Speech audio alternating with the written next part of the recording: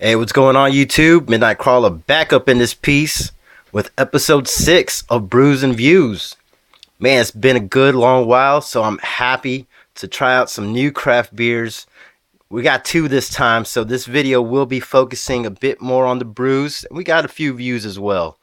First up, we're going to go with an IPA. This is an American style IPA from Independence Brewing Company here in Austin, Texas. Liberty Lunch. Now, it's the first time I've seen this in the stores and have never tried it. Well, actually, I took a little drink earlier, but yeah, this is the first time I score it. About $10.99 a 6 pack. But I'm always willing to support local craft beers. So yeah, it's a great price though. They always put out quality beers, and right away you can tell that the cover, excuse me, the color. Well, I'm thinking about DVDs there. The color is very dark. For a typical IPA, I know some of the IPAs I get, they're a little more citrus colored. This one is really amber. Yeah, really can't even see through it, honestly. And so I'm hoping it has some nice spice to it and all that good stuff. So yeah, I know from the drink I had earlier, it was a quick sip. It was a nice and sweet, honey, citrusy. So let's give it a smell. Light citrus, honey, and a little bit of spice, nothing overpowering. So yeah, let's give it a taste now.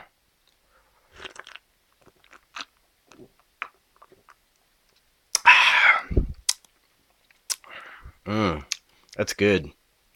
It's only a 5.5%, so that is like your typical daytime drinking beer. You can down a couple of those. It ain't your potent IPAs, which can be like 6.5 and up. It's really good. You get the bitter at the very end, and it's very light.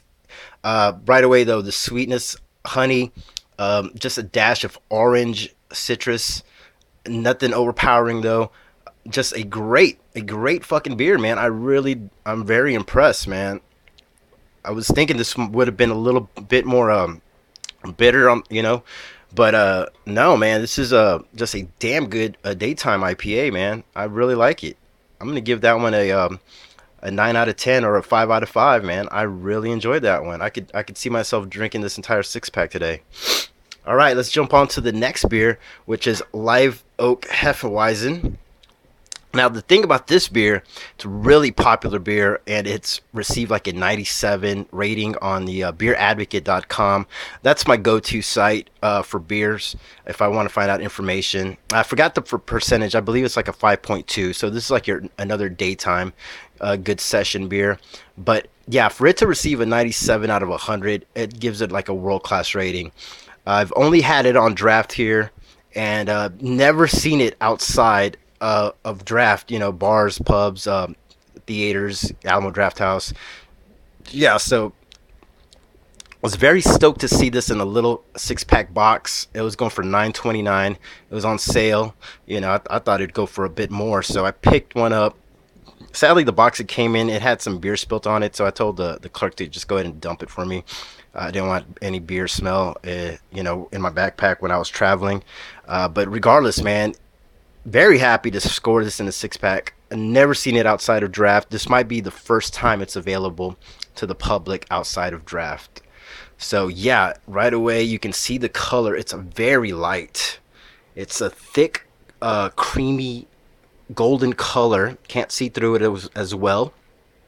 This one is known to have like a banana, almost a banana, little notes of banana, spices, but it's a damn good one. I've had it on draft. Like I said, they usually put an orange peel to accent it.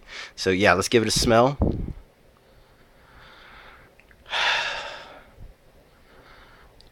Man, there is some spice to that, and I can totally get a little banana, just a dash of that in the smell.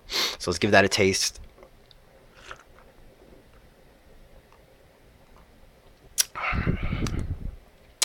Wow, that's amazing. Oh snap, man. Yep, it's been a while since I've had that, and some great fucking webbing as well. Man, right away the spice hits you, and then you get it like this banana comes in and sweet, and just it's wow, it's amazing. No wonder it is a world class pick. I'm sorry, Liberty Lunch, you are a 9 out of 10. This guy's going 10 out of 10. 5 out of 5. They're both 5 out of 5s if you go by the 5 rating system. I do that with beers. But regardless, these are some damn good craft beers. Highly recommend you check them out if you get the chance. Live Oak, definitely check that one out. This is a damn good American IPA style. Check that out as well. So, yeah, that's my brews for the views is next. Yeah, had a tongue twister there. Hold up. All right. First up, it's Lucker, the Necrophagus, the director's cut. This is the first time watch for me. Really enjoyed this one. I know my homeboy, Mr. Cinema Junkie, he was not a fan. He gave this a 2 out of 10. I was a little more easy on it. I gave it a 5 out of 10. I enjoyed it because how bad it was, but in a good way. You know, you could tell a lot of love was put into this movie when they made it. And the highlight is the one scene where after killing this chick, Lucker cranks up the heat, and he handcuffs her to the bed first. Excuse me. Yeah, he raises the heat up in the room, so she's like boiling in there, cooking, and like 2 weeks later, he goes in for the smash action. Man, it's pretty disgusting, but so much fun. Yeah, she's like a black tarred mess, just fucking all decayed. Goes in there, starts rubbing her down in her cooch area, and starts licking the black residue that's left from all the rotting. Just fucking funny. Then he ends up fucking her. So yeah, definitely like the title says, there is a lot of necro love making in here. But I liked it. There is a VHS cut as well, which is maybe 10 or 15 minutes longer. It is missing some scenes. They added some scenes. I mean the director's cut. It's a confusing story, but there is a commentary, not a commentary. There is a interview in the special features with the director who kind of explains the VHS cut and the director's cut. So yeah, I won't get too much into that. I'll be here all night. I'm just kidding. Let's jump on to the next first time watch. Lucker though, that was a lot of fun though. I'm not gonna lie.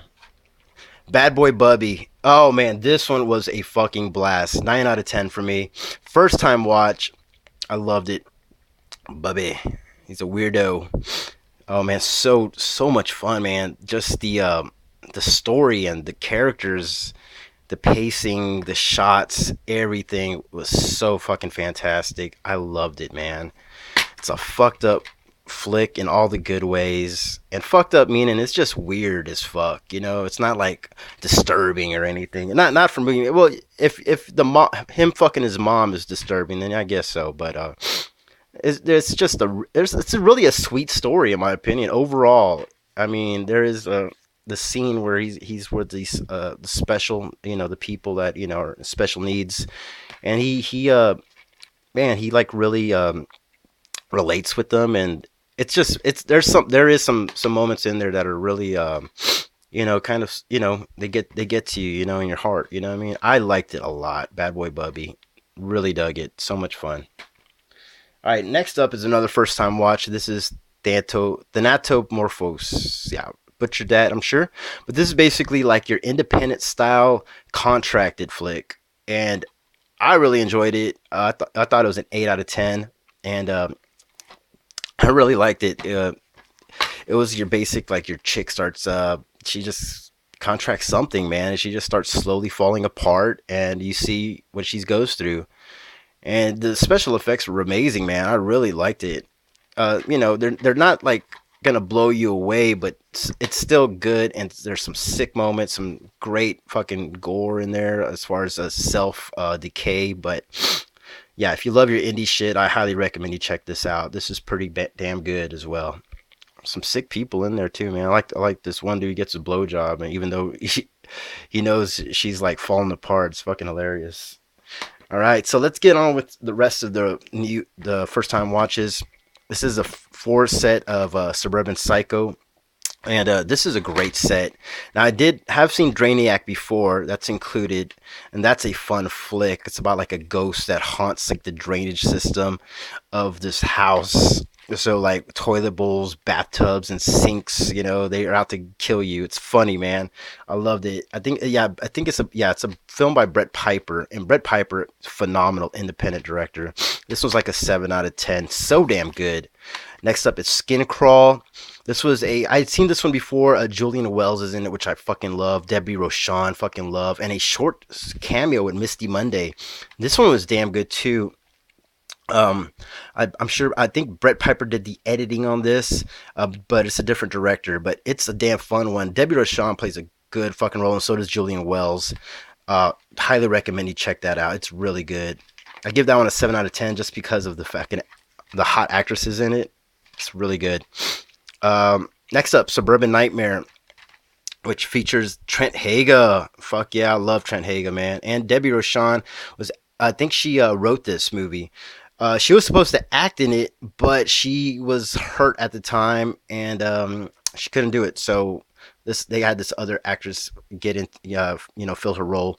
Now this movie takes place in a house, and that's the same setting throughout. It's some slow burn, but it's funny. It's independent. It's Trent Haga, man. You gotta love it. This one was a 6 out of 10 for me, and this is like the highlight of the entire set, in my opinion. Psycho Sisters.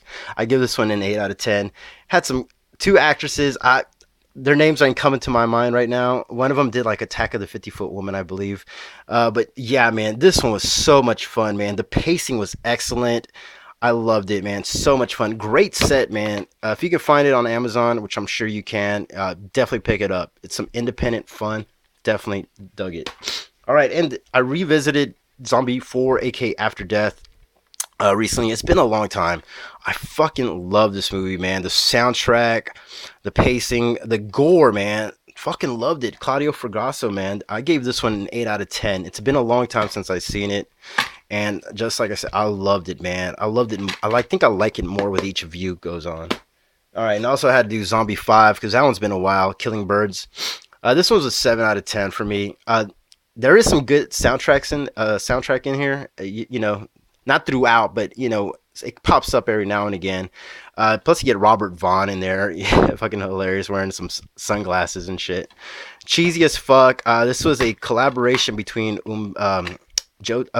Actually, damn, the director's name ain't coming to me. Oh, Claudio Latenzi. Yeah, and Joe D'Amato also helped out, so that's pretty cool. All right, last was a revisit, which has been a while, of The Curse, aka Lucio Fulci. Yeah, no, he was associate producer, and he also directed some of the gore sequences. Well, most of them, I'm sure. It does have like this Italian vibe at times, especially with the gore and the insects, which if you already know if you've seen it. But this is a damn good one. 8 out of 10. I really love it, and you get some Will Wheaton and his little sister. The Curse 2, The Bite. This one's pretty fun as well. It does have a little bit of slow burn, but I still dug it. This one's a 7 out of 10 for me, and it's all about like snakes, basically. And this guy, he ends up getting bit by a snake and grows a snake hand. Now, this movie is directed by Prosperi. Yeah, Federico Prosperi, who also, I believe he directed Wild Beasts. And that was like a animal attack flick from like the 70s, I believe, which is like really underrated. A lot of people don't talk about Wild Beasts. So anyways, that's gonna be it, guys, for my brews and views. Hope you enjoyed this episode. I'll be back very soon with maybe a demented corner. We'll see. I gotta pick up some more shit, but that's gonna be it, guys. Love ya. Peace.